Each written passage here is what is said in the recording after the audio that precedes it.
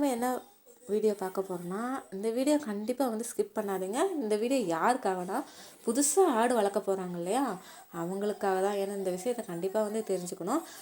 கொஞ்ச நாளுக்கு முன்னாடி ஒருத்தவங்க புதுசாக ஆடு வாங்கணும், ஆடு வாங்கி வளர்க்கணும் அப்படி சொல்லிட்டு ஒருத்தவங்க சொல்லிட்டு இருந்தாங்க. அவங்களோட ஸ்டோரியை தான் வந்து இந்த வீடியோவில் வந்து நான் சொல்ல போகிறேன். அவர் என்னென்னா, ஒரு சின்ன தவறுனால 30,000 வரைக்கும் லாஸ் ஆச்சு அப்படின்னு சொல்லிட்டு சொன்னாங்க.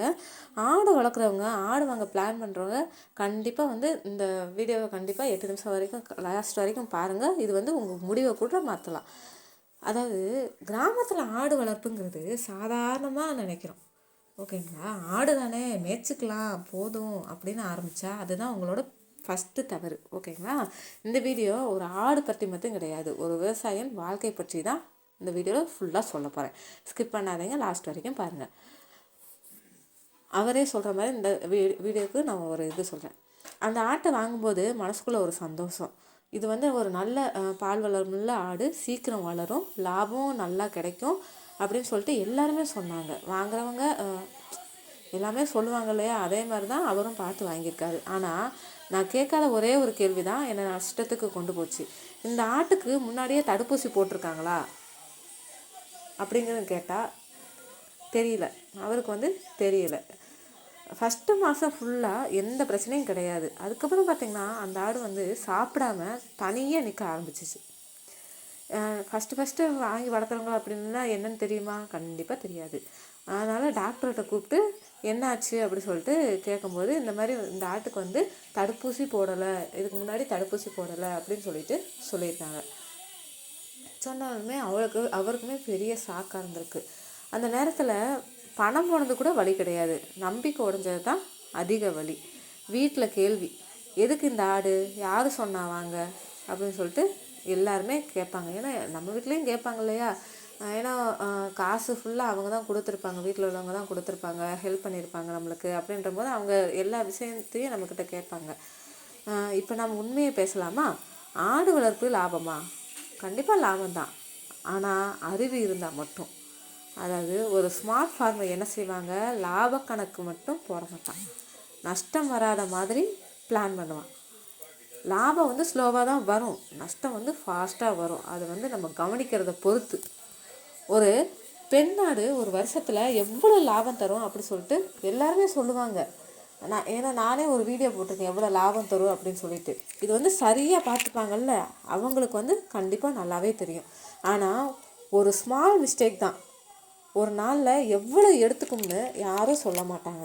ஓகேங்களா? ஆனால் நான் வந்து எவ்வளோ லாஸ் ஆகுது அப்படின்னு சொல்லிட்டு நானே கண்டிப்பாக வந்து சொல்லுவேன். ஏன்னா இது வந்து நீங்கள் மட்டும் கிடையாது, ஆடு புதுசாக வாங்கி வளர்க்க எல்லாத்துக்குமே இந்த பிரச்சனை கண்டிப்பாக வந்திருக்கும். ஃபஸ்ட்டு ஸ்டார்டிங்கில் யாருமே எனக்கு இப்போயே ஆடு வாங்கி நான் 10,000 சம்பாரிச்சிட்டேன் அப்படின்னு யாருமே சொல்ல மாட்டாங்க. எல்லாருக்குமே ஃபஸ்ட்டு லாஸுங்கிற விஷயத்தை தாண்டி தான் நமக்கு வந்து ஒரு வெற்றிங்கிற அந்த ஒரு அடியை நம்ம எடுத்து வைப்போம். இந்த வீடியோ பார்த்து ஆடு வாங்காதீங்கன்னு நான் சொல்ல மாட்டேன். ஆனால் மற்றவங்க சொல்கிறாங்க, யூடியூப்பில் வந்து ட்ரைனிங் கொடுத்து நீங்கள் பரன் மேலே போட்டு நீங்கள் ஆடு வாங்கி வளங்க அப்படி சொல்லிட்டு சொல்கிறாங்க அப்படின்னு மட்டும் யாரையும் நம்பி மட்டும் வாங்காதீங்க. உங்கள் மேலே நம்பிக்கை இருந்தால் மட்டும் வாங்குங்க. ஆடு வளர்ப்பது ஒரு தொழில் தான், ஆனால் அது வந்து நம்ம மைண்ட் வந்து ஸ்ட்ராங்காக இருக்கணும். அப்படி இருந்தால் தான் அதாவது நம்ம ரொம்ப நாளைக்கு வந்து அந்த ஆடை வந்து வளர்க்க முடியும். அப்படி தான் எங்கள் வீட்டில் வந்து கிட்டத்தட்ட 30 வருஷத்துக்கு மேலே, அதாவது எங்கள் தாத்தா அதுக்கப்புறம் இவங்க 2 பேரும் வளர்க்குறாங்க 30 வருஷமாக. இவங்க விவரம் தெரிஞ்ச நாள்லேருந்து இந்த ஆடை தான் வந்து வளர்த்துட்ருக்காங்க. அதனால் வந்து நான் சொல்கிறேன், ஆடு வளர்ப்பு எப்பவும் ஸ்மூத் கிடையாது. ஒரு நாள் லாபம் வரலாம், ஒரு நாள் வந்து டென்ஷன் வரலாம். இதுக்குள்ளே நம்ம பேலன்ஸ் பண்ண முடியாதவங்க அதுலேயே வந்து முடிச்சிடுறாங்க. ஏன்னா வந்து நஷ்டம் வந்துடுச்சு அப்படி சொல்லிட்டு அவங்க ஆட்டு பண்ணையே வந்து மூடிடுறாங்க, க்ளோஸ் பண்ணிடுறாங்க. ஓகேங்களா? இந்த மாதிரிலாம் எதுக்காகுதுன்னா இந்த காரணத்தினால தான். நீங்கள் இப்போவுமே இந்த வீடியோ பார்த்துக்கிட்டு இருக்கீங்கன்னா கண்டிப்பாக வந்து நீங்கள் குவைட் ஆக மாட்டீங்க, கண்டிப்பாக வந்து சக்ஸஸ் பண்ணுவீங்க. யாரும் பேசாத சில தினசரி பிரச்சனைகளை நம்ம பார்க்கலாமா?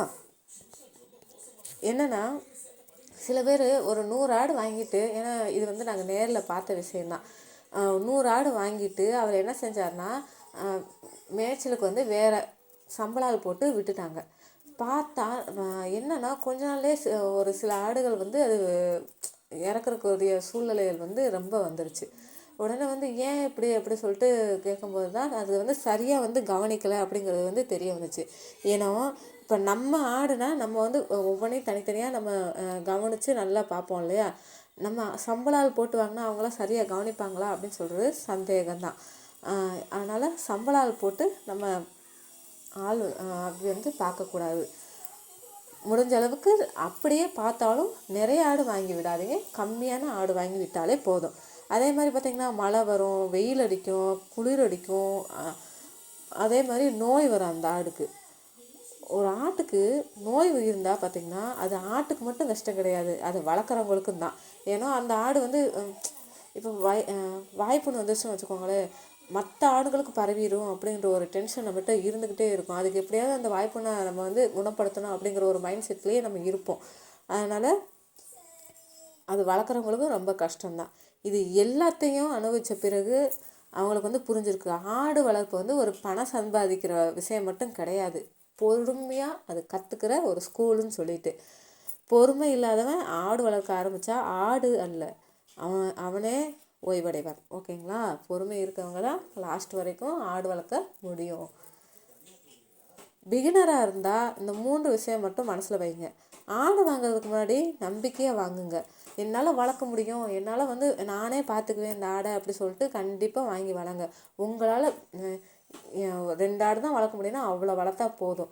அதுலேயே நம்ம வந்து கொஞ்சம் கொஞ்சமாக நம்ம வந்து லாபத்தை வந்து எடுத்துக்கலாம். நீங்கள் வந்து எவ்வளோ ஆடு வாங்கி விட முடியுமோ அவ்வளோ ஆடு மட்டும் வாங்கி விடுங்க. ஓகேங்களா. ஒவ்வொரு செலவையும் நம்ம எழுதி வைக்கணும். அதே மாதிரி ஒரே ஒரு ஆடு போனாலும் மனசு வந்து உடையக்கூடாது. இப்போது 4 ஆடு வாங்கினா அதில் ஒரு ஆடு வந்து இறந்துருச்சு அப்படின்னு சொல்லிட்டு ரொம்ப வந்து கஷ்டப்படக்கூடாது. நம்ம அந்த மற்ற 3 ஆடாவது நம்ம வந்து நல்லா வளர்க்க ஆரம்பிக்கணும். அதனால் பிஸ்னஸ் இது வந்து தொழில் வந்து ஒரு ஈடுபாட்டோடு பண்ணால் தான் லாஸ்ட் வரைக்கும் இது வந்து போய்கிட்டே இருக்கும். அப்படி இல்லைன்னா அது வந்து லாஸ்ட்டில் தான் போய் முடியும். ஆட்டு பண்ணையை நிறைய பேர் இதனால தான் வந்து க்ளோஸ் பண்ணுறதுக்கான சூழ்நிலை ஏற்படும். இன்றைக்கி நீங்கள் இந்த ஸ்ட்ரகிளில் இருந்து ஸ்ட்ரகிளில் இருந்தால் அது ஃபெயிலியர் கிடையாது, அது வந்து ஒரு அனுபவம் தான். ஓகேங்களா. இந்த அனுபவம் தான் நாளைக்கு வந்து உங்களை வந்து ஒரு வழிகாட்டும். ஆடு வளர்ப்பது கஷ்டம்தான், ஆனால் சரியாக செஞ்சால் அது வந்து ஒரு வாழ்க்கையே மாற்றும். ஓகேங்களா. இது வந்து ஒரு விவசாயியோட நிலை தான். இப்போ இருக்க நிறைய பேருக்கு இதை வந்து நிறைய பேர் சந்திச்சிட்ருக்காங்க. புதுசாக ஆடு வாங்குறவங்க கண்டிப்பாக இந்த பிரச்சனைலாம் தாண்டி தான் ஒரு சக்ஸஸ்ஃபுல்லாக ஒரு பண்ணையாளராக வந்து வராங்க. அப்படி அதை தாண்ட முடியாது அப்படின்ற சூழ்நிலை இருக்கவங்க தான் அந்த பண்ணையை வந்து க்ளோஸ் பண்ணிட்டு போகக்கூடிய சூழ்நிலை வந்து ஏற்படுது. இந்த வீடியோ ஒரு விவசாயிக்காக பயன்பட்டால் கண்டிப்பாக என் வீடியோவுக்கு ஒரு லைக் பண்ணிவிட்டு ஷேர் பண்ணுங்கள். உங்கள் அனுபவம் இருந்தால் கமெண்டில் சொல்லுங்கள். இந்த வீடியோ பிடிச்சிருந்தா கண்டிப்பாக சப்ஸ்கிரைப் பண்ணி வச்சுக்கோங்க. அடுத்த என்ன வீடியோ போடலாம்னு சொல்லிட்டு அடுத்த வீடியோவில் பார்க்கலாம்.